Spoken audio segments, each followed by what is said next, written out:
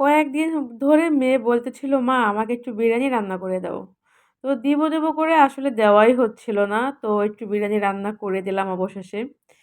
তো আসলে এই ভিডিওটা কিন্তু আমার করা ছিল আরও ৫ দিন আগে সম্ভবত। আমার সঠিক খেয়াল নেই। ৫-৬ দিন হয়তো হবে।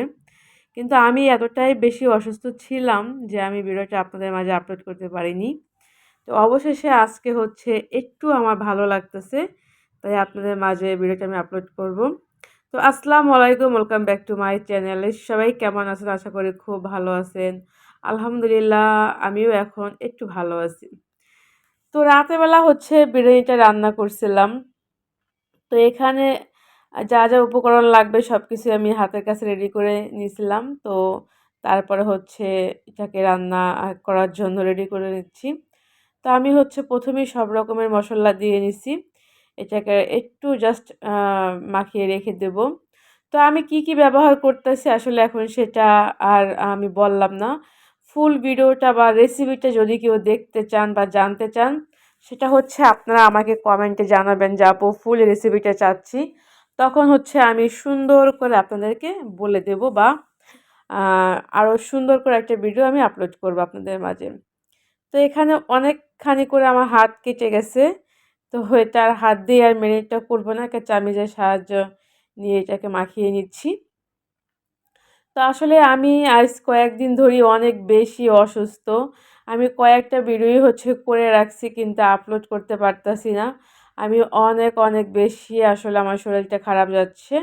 বিশেষ করে আমার প্রচুর পরিমাণে মাথায় প্রবলেম হচ্ছে। মাথা যেহেতু মাইগ্রেনের পেন ছিল ওটার জন্য।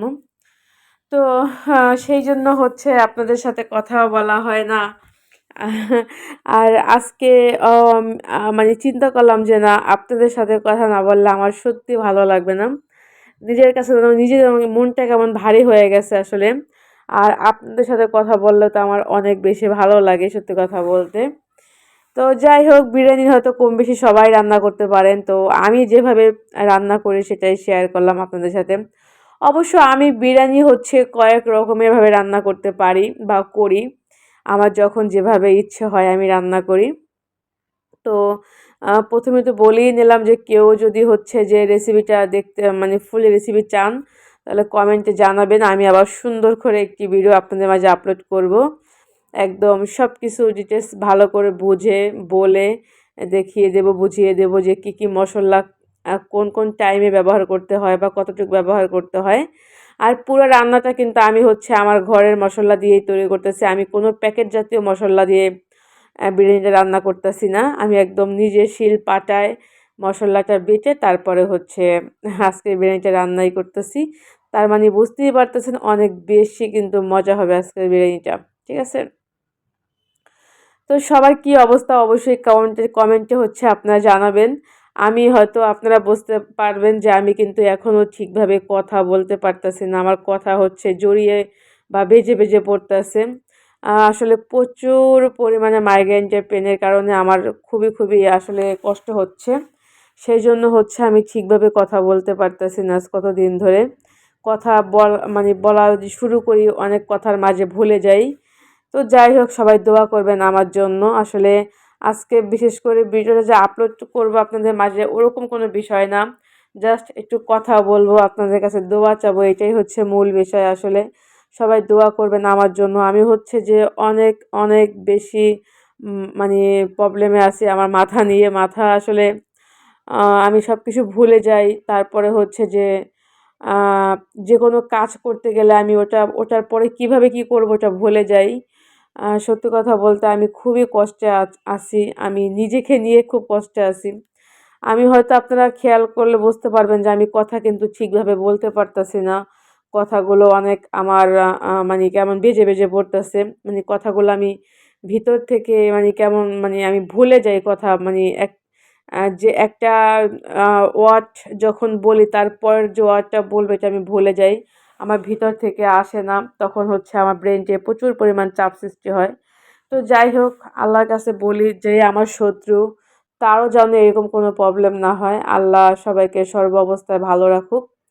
আর আমাকেও আল্লাহ সুস্থ নিয়ামত দান করুক। আপনারা সবাই আমার জন্য দোয়া করবেন। তো এদিক থেকে হচ্ছে এই তো কথা বলতে, বলতে কিন্তু বিরিয়ানি আসলে কথা কিছু বললামই না। বিরিয়ানি তো কিভাবে রান্না করতেছি দেখতেই পারতেছেন। তো আসলে বিরিয়ানিটা কিন্তু একদমই রান্না করা সহজ। আবার যে না পারে তার কাছে অনেক বেশি কঠিন, তাই না? তো যে পারে তার কাছে তো খুব সহজই মনে হয়। তো আসলে আজ কতদিন ধরে আমার অনেক কাজ মানে আটকা পড়ে আছে। আমি করতে পারতেছি না। আমার অনেক কিছুর অর্ডার ছিল, ওগুলো আসলে আমি ক্লিয়ারলি ভাবে দিতে পারতেছি না।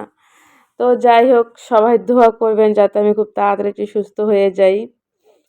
আর সবার কি অবস্থা, কে কোথা থেকে আমার ভিডিওটা দেখতেছেন অবশ্যই কমেন্টে জানাবেন। আ আশা করি সবাই ধৈর্য সহকারে শুরু অবধি শেষ সে মানে শুরু থেকে শেষ অবধি আমার ভিডিওটা অবশ্যই দেখবেন। দেখার শেষে লাইক করে দেবেন, কমেন্ট করবেন। আর সবাই একটু বেশি, বেশি করে প্লিজ শেয়ার করে দেবেন। আসলে একটা ভিডিও তৈরি করতে যে কতটা কষ্ট, যে তৈরি করে আসলে সেই বোঝে। তো আমরা হয়তো আপনাদেরকে অনেক রিকোয়েস্ট করি যে একটা লাইক করুন বা একটা সাবস্ক্রাইব করে দেন বা একটু শেয়ার করে দেন। হয়তো সেটা আপনাদের কাছে কিছু না, কিন্তু আমাদের কাছে সেটা অনেক কিছু, অনেক কিছু। সেজন্য আসলে বারে আপনাদের কাছে রিকোয়েস্ট করি যে প্লিজ চ্যানেলটাকে সাবস্ক্রাইব করে দেবেন বা একটু শেয়ার করে দেবেন। আসলে উম আমরা যতই ভালো কাজ করি না কেন, আমি আমি যতটুকু বুঝি যে আসলে ভিউয়ার্সদের হেল্প ছাড়া আসলে এটুকু সামনে আগানোর কোনো অপশন নাই। তো যাই হোক, সবকিছু মিলিয়ে আমি খুবই আমার মনটা খারাপ। সেজন্য আপনাদেরকে আমি জোর রিকোয়েস্ট করতেছি যে আমার চ্যানেলটাকে সবাই একটু শেয়ার করে দেবেন, সাবস্ক্রাইব করবেন আর অবশ্যই সুন্দর, সুন্দর কমেন্ট করবেন। তো এই তো রান্না-বান্না করা শেষ হচ্ছে, মেয়েকে আমি রাতে খেতে দিছি।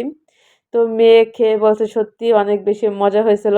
মানি আমার মেয়ে হচ্ছে ভয়েস দিছিল, ওটা আসলে কেটে গেছে। আর বিরিয়ানিটা দেখেই হয়তো আপনারা বুঝতে পারতেছেন যে কতটা সুস্বাদু হয়েছিল। আসলেই সত্যি অনেক বেশি মজা হয়েছিল। তো সবাই ভালো থাকবেন।